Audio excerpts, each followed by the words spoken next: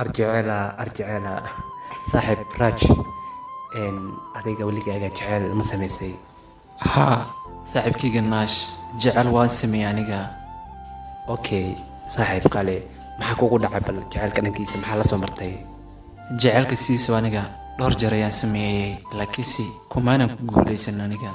oo maxaa yeelay? waayo hablaha sidoodaba been ayay dadka ku maaweeliyaan, sarbeebtoodana way badan tahay. saaxiib aniga waxaan rabaa jecelna sameey ayaan rabaa. saaxiib naash ka joog ayaan ku leeyahay kun jeer anigoo saaxiibkayga ayaa tahay.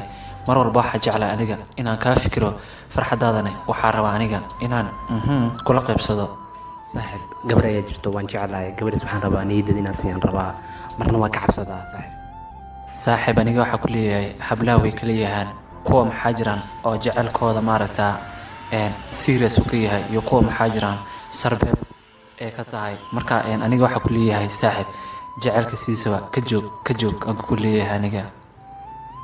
saaxiib laakiin aniga waxaan ahay qof naf wax jecel ayaan ahay, kama maarmo, maxaan sameeyaa saaxiib?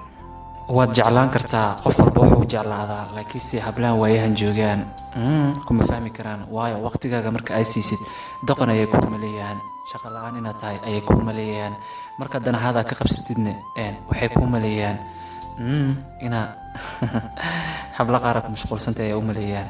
saaxiib laakiin aniga midaan la yaabo waxaa weeyaan qof markaad jeceshahay aad noloshaada dhan aad uga sheekayso, aad waqti badan wada socotaan, saaxiib waa kala hartaan. waxay u kala haraysin wax kale maaha dhanka lacagta.